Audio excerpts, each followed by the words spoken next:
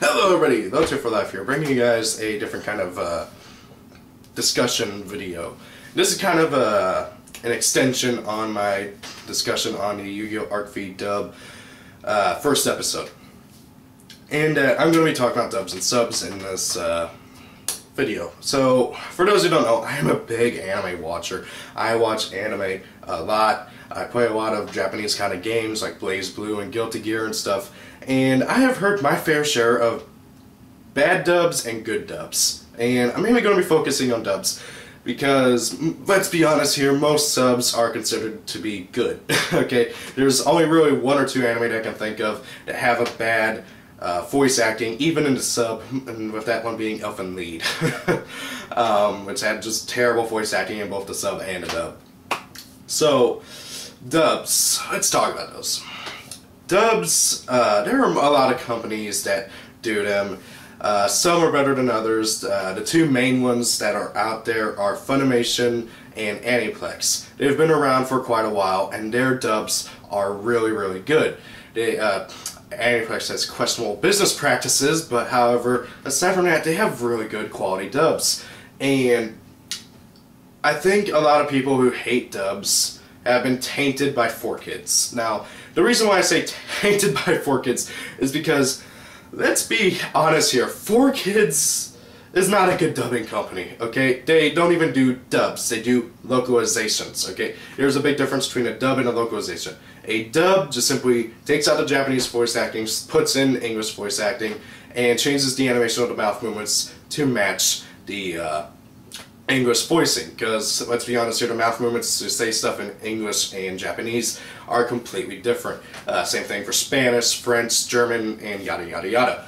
So, a localization, what that does is, it does what the dub does, okay? It takes out the voice acting of the original version, puts in the new version of the voice acting, you know, with the new voice actors and everything, and changes the mouth movements. But localizations also takes out a lot of the culture in an anime. One big example I'm going to be using 4Kids, obviously. In Pokemon, they removed any references to Japan. They removed any references to Japanese culture and food. Rice cakes, which are one of the biggest treats over in Japan, especially in the 90s, have been removed. Well, they're still in there, but they're not called rice cakes. They're called donuts, because that's what American kids are going to know. Or hamburgers, even though it looks nothing like a hamburger. I mean, donut, you can at least believe. But a hamburger? Really? And they removed guns. I remember in Yu-Gi-Oh! The original series, there was a few points where guns were pointed at characters. Kaiba actually had a gun pointed at him at one time. Pegasus had a gun pointed at him at one time. Bandit Keith pointed it at him, for anybody who remembers when Bandit Keith jumps at Pegasus and kind of just points at him like this. In the Japanese version, he has a gun here, and he points it at Pegasus, and that's when you know Pegasus drops up there to shoot. Whenever it was Kaiba, it was whenever he was approached by Pegasus's guards, and he kind of just like gets away. In fact, in the Japanese version, he actually jams the gun, the like trigger thing for the gun with a sorry, not the trigger, the hammer that like hits the spark, and then he jams it with a Yu-Gi-Oh card. I think it was actually Mystical Elf he used. There was a few moments in Pokemon. Heck, a whole episode was taken out and never broadcasted in America because it had Ash. There was a scene where Ash was, actually it was throughout the entire episode, where Ash would get, basically they were at the Safari Zone, and the head of the Safari Zone would constantly point a shotgun at Ash, because Ash, you know, being a Pokemon trainer, he wanted to catch Pokemon. The Safari Zone person was like, no, you're not catching any of my Pokemon, unless you do it a certain way and stuff. Or, I'm not even sure of that. And he would constantly threaten Ash with the shotgun, and it was, that whole episode was taken out. It was never broadcasted, so that's some continuity issues, because next episode, oh hey, look at that, all of a sudden Ash has 20-something Tauros, and there's no explanation why. Heck, not only that, but also character names are commonly changed in localizations. Ash is called Satoshi in Japanese, well, in the Japanese version. In Yu-Gi-Oh! Jaden is called Judai. I'm trying to remember some other characters that also had their names changes. Akiza was called Izoyoi. There's just so many of them I can't even remember because I'm like getting animes mixed up in my head right now. I remember in Digimon, names are often shortened to like match similar English names, like Tai, or no, not Tai. Yeah, I think it was Tai. Matt's little brother, I can't remember his name. I can't remember if that was Tai. No, Tai was the main character. But Matt's little brother, his name was shortened to be something similar to an English name. And I think Matt's name was changed entirely, because obviously Matt is not a Japanese name whatsoever. You know, localizations, it's just really hard to talk about because they're nostalgia, but however, once you remove those rose-colored glasses, the nostalgia factor in it, if you really look at it, localizations, or the anime that we grew up with, and by we I mean 90s kids, we're really not all that great. I mean, I know a lot of people love the Sailor Moon dub, but however, so many things were changed that if you did not grow up watching Sailor Moon in dub, I would recommend never even touching the dub. Okay, my sister got me to sit down and watch it with her, and it was just terrible. Not only was the voice acting terrible, but things were removed and taken out. Like the main character, Serena, her name was originally Usagi in Japanese.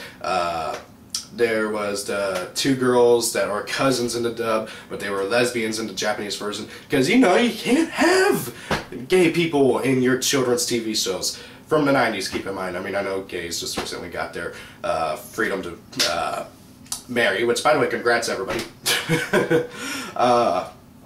So, there was just all that crazy stuff where anything that did not agree with the culture that they were translating the anime to was removed. And we grew up watching that. And if you go back and watch it now, and you remove the nostalgia glasses, you realize that just how butchered the animes were. Granted though, I can never watch the original Yu-Gi-Oh! Series in the sub because I'm too used to hearing Dan Green and all the other voice actors of the original series.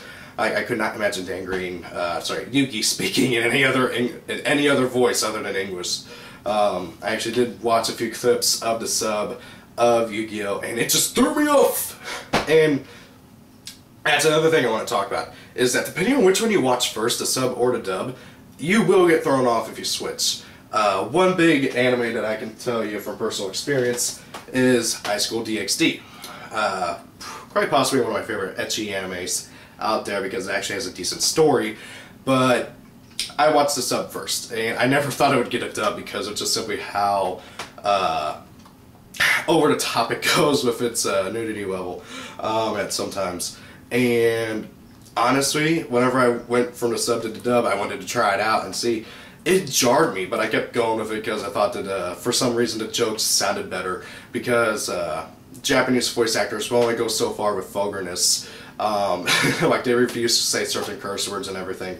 But however, English voice actors will go all the way with that. That's why Penny and Stocking with Garter Belt is more hilarious in the English version because the voice actors just go over the top of what they say and everything. But however, switching from one to the other, it jars you because you're so used to hearing it in that way. Another example, personally from my experience, is Persona 4. I'm a big Persona fan, okay, but I wasn't always like that, and whenever I was trying to get into the series, I was waiting for Persona 4 to arrive from Amazon, and I wanted to learn a bit more about the series. I heard that there was an anime, and I went and watched it. It was subbed only at the time, and it was still airing in Japan. It was all about halfway through. And I was watching it, and I got to about episode 6 before I stopped because I didn't want to get too spoiled of the story. And I was so used to hearing the Japanese voice actors that whenever I finally got to play Persona 4, it really threw me off, and it took me till I was near the end of the game to finally get used to the English voice acting, because it was just so different. And I just remembered that voice actor's name, Johnny Young Boss. I'm such an idiot. But seriously though, honestly, the whole, it's just so, I mean, it just throws you off. I mean, heck, I just watched, you know, the first episode of Yu-Gi-Oh! Arc V's dub, and I'm still used to hearing the Japanese voice actors, And not only that, but also because of certain ways that the characters were portrayed in the Japanese version, kids in America won't get it. One big example is Gong and Zaka in the arc V, who's just simply sort of Gong, although, I think I remember you calling him Gong a few times just for short. Gong and Saga, he's got the Elvis accent to him going on. He's basically an Elvis impersonator. And that's because they had to change it because in the Japanese version, Gong and Saga is a parody of the stereotypical Japanese gangster. And I'm not talking about Yakuza, I'm talking about just a gangster. They have big afros like this, like an Elvis afro, and they act macho and tough and everything. And it just simply would not, if they tried to keep that, kids would not get that. I mean, I would understand it because I know more about the Japanese culture than my 6-year-old nephew, okay? Like, if my 6-year-old nephew tried to watch it, he would not understand a parody. And same thing with Strong Isajima. Although I don't know exactly what he was parodying, I can't remember. But however, there are just some things that kids just won't understand, and that's why they try to remove those. Because, you know, kids just simply won't get it. And that is why I really wish that 4Kids would stop dubbing it, because if like it was Funimation or something, they would still have it as it was originally. Because 4Kids obviously is making it for kids, but however Funimation would make it more for the teenager audience and for the people who would actually watch it. I mean obviously kids will watch it, but I don't think kids are watching it for the story. They are just watching it because they want to see the cards and everything.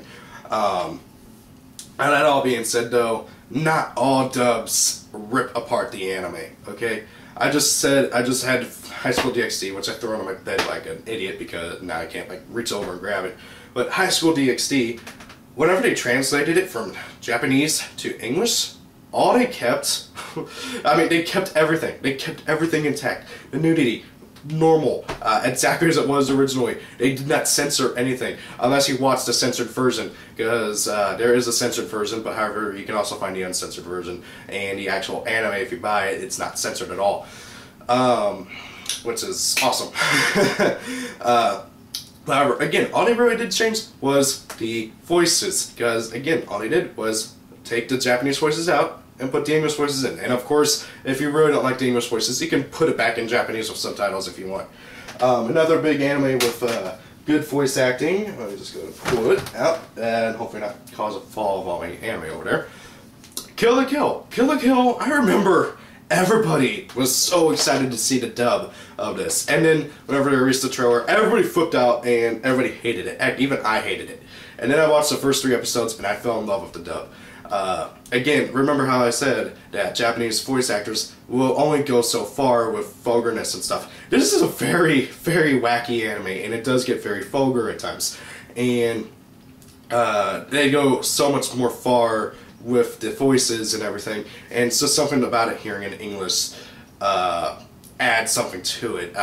It's really hard to explain. You really have to watch it to get it.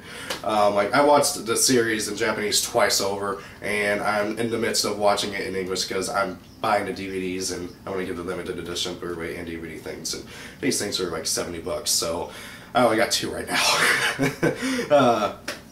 But however, regardless, really good dub. And not to mention I have some of my favorite voice actors.